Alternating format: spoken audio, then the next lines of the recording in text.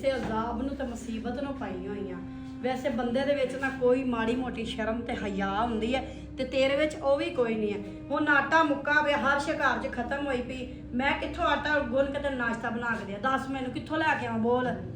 ਬੇਗਮ ਮੈਂ ਰੋਜ਼ਾਨਾ ਕੰਮ ਤੇ ਜਾਣਾ ਵਾ, ਹਾਂ ਨਹੀਂ ਕੰਮ ਲੱਭਦਾ। ਮੈਂ ਦੱਸ ਹੁਣ ਕੀ ਕਰਾਂ ਤੇ ਮੇਰੀ ਕਿਹੜੀ ਗਲਤੀ ਹੈ? ਐਦਾਂ ਕਰ, ਤੈਨੂੰ ਕੰਮ ਨਹੀਂ ਨਾ ਲੱਭਦਾ ਤੇ ਤੂੰ ਚੂੜੀਆਂ ਪਾ ਕੇ ਨਾ ਕਰੀ ਬਹਿ ਜਾ। ਤੇ ਕੰਮ ਤੇ ਮੈਂ ਜਾਣੀ ਆ ਤੇਰੇ ਹਿੱਸੇ ਦਾ। ਤੂੰ ਆਰਾਮ ਕਰ, ਕਿਉਂਕਿ ਤੂੰ ਤਾਂ ਹੈ ਹੀ ਜਾਨ ਰੱਖੇ। ਤੂੰ ਤਾਂ ਕਹਿੰਦਾ ਸ਼ਾਲਾ ਕੰਮ ਮੈਂ ਨਾ ਹੀ ਕਰਾਂ, ਮੈਂ ਵਿਹਲਾ ਹੀ ਬਵਾਂ। ਰੋਜ਼ ਰੋਜ਼ ਤੇਰੀ ਲੜਾਈ ਦੀ ਵਜ੍ਹਾ ਤੋਂ ਨਾ ਮਹੱਲੇ ਵਾਲੇ ਵੀ ਮੈਨੂੰ ਆਂਦੇ ਨੇ ਕਿ ਤੁਹਾਡੇ ਘਰ ਰੋਜ਼ ਦੇ ਰੌਲਾ ਪਿਆ ਰਹਿੰਦਾ ਵੇ, ਕੀ ਮਸਲਾ ਵੇ? ਮੱਲੇ ਤੈਨੂੰ ਕਹਿੰਦੇ ਨੇ, ਕਦੀ ਮੱਲੇ ਨੇ ਮੈਨੂੰ ਕਹਿ ਤਾਂ ਮੈਂ ਮੱਲੇ ਵਾਲਿਆਂ ਨੂੰ ਦੱਸਾਂ ਕਿ ਮੈਨੂੰ ਕਮਾ ਕੇ ਨਹੀਂ ਲਿਆ ਕੇ ਦਿੰਦਾ, ਘਰ 'ਚ ਕੋਈ ਸ਼ੈ ਹੁੰਦੀ ਨਹੀਂ ਤੇ ਮੈਂ ਪਿੱਟਾਂ ਨਾਲ ਲੜਾਂ ਤਾਂ ਕੀ ਕਰਾਂ ਦੱਸ? ਬੰਦਾ ਸਬਰ ਵੀ ਕਰ ਲੈਂਦਾ, ਤੇਰੀ ਮਿਹਰਬਾਨੀ ਹੈ। ਲੋਕ ਮੇਰੀ ਬਿਸਤੀ ਕਰਦੇ ਰਹਿੰਦੇ, ਤੇਰੀ ਬੁੱਢੀ ਤੇਰੀ ਬਿਸਤੀ ਕਰਦੀ ਹੈ ਰੋਜ਼ਾਨਾ। ਮੈਂ ਕਿੰਨਾ ਕੁ ਸਬਰ ਕਰਾਂ? 1 ਮਹੀਨਾ ਹੋ ਗਿਆ ਤੈਨੂੰ ਕੰਮ ਤੇ ਨਹੀਂ ਗਿਆ। ਕਿੰਨਾ ਕੁ ਸਬਰ ਕਰਾਂ? ਬੋਲ। ਮੇਰੀ ਗਲਤੀ ਕੀ ਹੈ? ਮੈਂ ਰੋਜ਼ਾਨਾ ਕੰਮ ਤੇ ਜਾਣਾ ਬੇਗਮ, ਨਹੀਂ ਕੰਮ ਲੱਭਦਾ। ਮੈਂ ਕਿਸੇ ਗੱਲ ਨੂੰ ਨਹੀਂ ਜਾਣਦੀ। ਜੁੱਤੀ ਪਾ ਤੇ ਕੰਮ ਤੇ ਚੱਲ।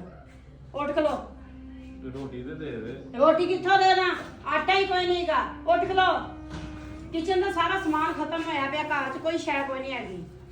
ਰੋਟੀ ਦੇ ਦੇ। ਮੈਂ ਕਿਸੇ ਗੱਲ ਨੂੰ ਨਹੀਂ ਜਾਣਦੀ। ਜੁੱਤੀ ਪਾ ਤੇ ਕੰਮ ਤੇ ਚੱਲ। ਉੱਠ ਖਲੋ। ਰੋਟੀ ਤੇ ਦੇ ਦੇ। ਰੋਟੀ ਕਿੱਥੋਂ ਦੇ ਦਾਂ? ਆਟਾ ਹੀ ਕੋਈ ਨਹੀਂਗਾ। ਉੱਠ ਖਲੋ। ਕਿਚਨ ਦਾ ਸਾਰਾ ਸਮਾਨ ਖਤਮ ਹੋਇਆ ਪਿਆ, ਘਰ 'ਚ ਕੋਈ ਸ਼ੈ ਕੋਈ ਨਹੀਂ ਹੈਗੀ। ਰੋਟੀ ਦੇ ਦੇ। ਜੇ ਸ਼ਾਮੀ ਕੰਮ ਕਰਕੇ ਦਿਹਾੜੀ ਲਾ ਕੇ ਨਾ ਕਰੀ ਆਇਆ, ਪੈਸੇ ਲੈ ਕੇ ਨਾ ਆਇਆ ਤੇ ਉਹਦਾ ਆਉਣ ਦੀ ਕੋਈ ਲੋੜ ਨਹੀਂ। ਸਮਝ ਲੱਗੀ ਨਾ? ਚੱਲ ਦਫਾ ਯਾਰ। ਉਹਦਾ ਮੂੰਹ ਨਾ ਕਰੀ ਘਰ ਵਾਲੇ।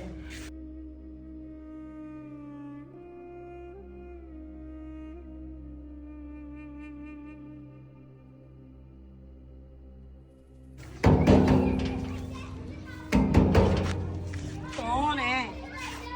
ਹਾਂਜੀ ਆਂਟੀ, ਮੈਂ ਤੁਹਾਡੇ ਨਾਲ ਨਾ ਇੱਕ ਸੁਨੇਹਾ ਲੈ ਕੇ ਆਇਆ ਵਾਂ। ਚਾਚੂ ਵਸੀਮ ਦਾ ਘਰ ਇਹੀ ਆ? ਹਾਂ ਇਹੋ ਹੀ ਹੈ। ਕੀ ਹੋਇਆ? ਖੈਰ ਤਾਂ ਹੈ? ਆਂਟੀ, ਚਾਚੂ ਵਸੀਮ ਨਾ ਚੌਥੀ ਮੰਜ਼ਲ ਤੇ ਕੰਮ ਕਰਨ ਵਾਸਤੇ ਗਿਆ ਸੀ ਤੇ ਉੱਥੋਂ ਡਿੱਗ ਪਿਆ, ਪਰ ਅਫਸੋਸ ਉਹ ਹੁਣ ਇਸ ਦੁਨੀਆ ਤੇ ਨਹੀਂ ਰਹੇ। ਹਾਂ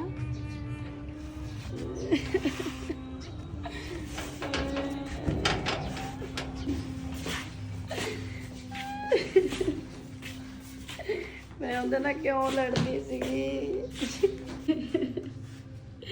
ਮੈਂ ਉਹਨਾਂ ਨਾਲ ਕਿਉਂ ਲੜਾਈ ਕੀਤੀ? ਉਹਨੂੰ ਲੜ ਕੇ ਘਰੋਂ ਕੱਢਿਆ। ਹੁਣ ਮੇਰਾ ਤੇ ਦੁਨੀਆ ਤੇ ਵੀ ਕੋਈ ਨਹੀਂ, ਮੈਂ ਕਿੱਥੇ ਜਾਵਾਂਗੀ? ਯਕੀਨ ਮੈਂ ਤਾਂ ਮਾਫ ਕਰ ਦੇ, ਬੜੀ ਵੱਡੀ ਗਲਤੀ ਹੋ ਗਈ। ਉਹਨੂੰ ਤੁਹਾਡੇ ਨਾਲ ਬਦਤਮੀਜ਼ੀ ਕੀਤੀ, ਲੜਾਈ ਕੀਤੀ।